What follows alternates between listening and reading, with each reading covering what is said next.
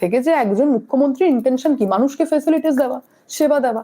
তো যেমন ভাবে বললেন প্রকল্প ধীরে ধীরে চেঞ্জেস আনবো, সেরকমই অভিষেক ব্যানার্জি নিরাপত্তা ধীরে ধীরে চেঞ্জ করা হচ্ছে। যেদিন মুখ্যমন্ত্রী হলেন সেদিন একটু কমানো, বাড়ির কাছে ফাঁকা করলেন, অফিসগুলো ফাঁকা করলেন, ব্যারিকেড গুলো সরালেন, আবার ধীরে ধীরে এক্সট্রা বাড়তে বাড়তে বললেন যে এইবার নিরাপত্তা বাহিনী এবং ওই যে বিশেষ পাইলট কারের সুরক্ষা চলে, অত প্রয়োজন নেই। একজন সাংসদের যেটুকু নিরাপত্তার প্রয়োজন সেটুকু পেলে অভিষেক ব্যানার্জির চলবে, এবং এই সিদ্ধান্তই নিয়েছেন শুভেন্দু অধিকারী, এবং সেই মতোই যেমন কথা সেরকম কাজ, এবং সেই মতো নিরাপত্তা কমানো হয়েছে।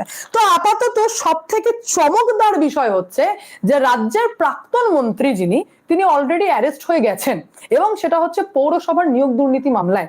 গোটা পশ্চিমবঙ্গের বিভিন্ন যে সমস্ত পৌরসভায় তৃণমূল কংগ্রেস চাকরি দিয়ে বসে রয়েছে না, তাদের প্রত্যেকের মোটামুটি ঘাম ছুটতে লেগেছে যে এইবার কি হতে পারে। স্ক্যানারে আমি অলরেডি আপনাদেরকে বললাম যে আরেকজন মন্ত্রী রয়েছেন, যেখানে পিন হবার কথা সেখানেও অলরেডি ভয় ধরে গেছে যে এইবার কিন্তু ধীরে ধীরে জল কোন দিকে গড়াচ্ছে সেটা আপনারাও বুঝতে পারছেন। কারণ যিনি শপথ নিয়েছেন, যিনি মুখ্যমন্ত্রী হয়েছেন, তিনি নিজেই বলেছেন যে ভাই ভয় আউট, ভরসা ইন। তো এই ভরসা ইনের মধ্যে এই যে অ্যাকশন গুলি নেওয়া হচ্ছে, এটা মানুষের ভালো লাগবে। কারণ পৌরসভায় চাকরিরও যোগ্যতা লাগে, যোগ্যতা দিয়ে ঢুকতে হয়, নাকি সমস্ত জায়গায় ক্যাডার তৈরি করো আর তৃণমূল কংগ্রেস বাহিনী তৈরি করো। তো এটা একটা জাস্ট স্টার্টিং, আগে আগে দেখতে হ্যাঁ হতা হ্যাঁ ক্যা, তাই তো। বাকি এই পুরো বিষয় নিয়ে আপনাদের কি মন্তব্য অবশ্যই কমেন্টের মাধ্যমে জানান। আমি এখানে এন্ড করি, দেখা হচ্ছে নেক্সট ভিডিওতে। ভালো থাকবেন, সুস্থ থাকবেন, সঙ্গে অদ্বিতীয়া চ্যানেলকে অবশ্যই সাবস্ক্রাইব করবেন, কারণ একটাই, যা হবে স্পষ্ট হবে। সরকার পক্ষের হয়ে ভিডিও করা অত্যন্ত সহজ, শুধু ভিডিও করা কেন বলবো আমি, সরকার পক্ষের হয়ে কাজ করা সহজ, সরকার পক্ষের হয়ে কথা বলা সহজ, হ্যাঁ কি না, সহজ কিনা। তো আজ কল্যাণ বন্দ্যোপাধ্যায় এবং অভিষেক ব্যানার্জি হয়েছেন বিরোধী পক্ষ, এটাই তো টাইম না রাজনীতি দেখানোর।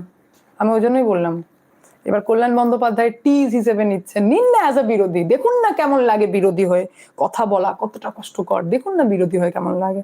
তো সেই দিনই এসেছে, এখন আমরাও দেখি ছু কিতকিত। জয় শ্রীরাম। অদ্বিতীয়া দি, মনে আছে বলেছিলাম আসছি পরিবর্তন করে, তারপরে কাজে ফিরবো। আপনাকে ধন্যবাদ আমাদের মতো অনেক মানুষকে আপনার ভিডিও দিয়ে মোটিভেট করার জন্য।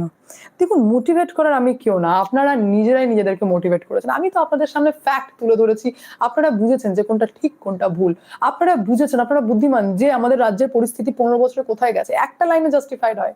যখনই আমি দেখলাম যে তৃণমূল কংগ্রেসের গভর্নমেন্ট অলওয়েজ বলতো যে এটা তৃণমূল কংগ্রেসের সরকার, তৃণমূল কংগ্রেসের সরকার, আমার সব থেকে বড় পরিবর্তন তো এটা লাগলো যে শ্রমিক ভট্টাচার্য বললেন যে এটা বিজেপির সরকার নয়, এটা পশ্চিমবঙ্গ সরকার। পার্থক্যটা এইখানে। আপনি যখন কোনো মানে কাউকে মানে ইলেক্ট করছেন, যে ইলেক্টেড হচ্ছেন, যিনি জনপ্রতিনিধি, অপশন আপনার কাছে 1 2 3 4টেই থাকে। তো আপনি বিরোধীকেও ভোট দিয়েছেন, ধরুন দুজন ব্যক্তি চয়েস রয়েছে, দুপক্ষকেই আপনি ভোট দিয়েছেন, বাট যে ইলেক্টেড হয়ে গেল তার দায়িত্ব বেড়ে গেল, মানে তাকে প্রত্যেকের রেসপন্সিবিলিটিস নিতে হবে।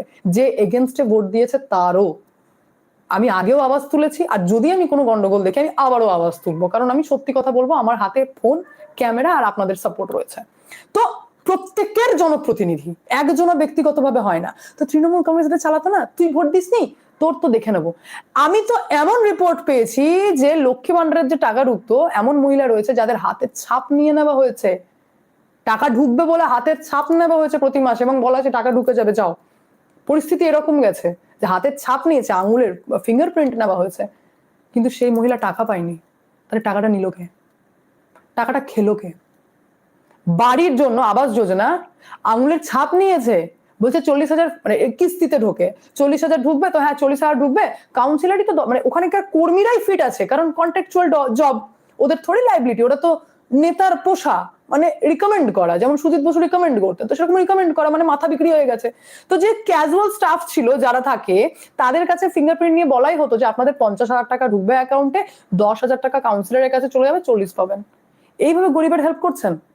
আর এই কথা যখন ধরুন কোন শিক্ষিত লোক এই প্রকল্প উপভোগ করছে, বা শিক্ষিত লোকের টাকা এরা মারতে পারে না, কারণ শিক্ষিত লোক আওয়াজ তোলে, শিক্ষিত লোক জানে।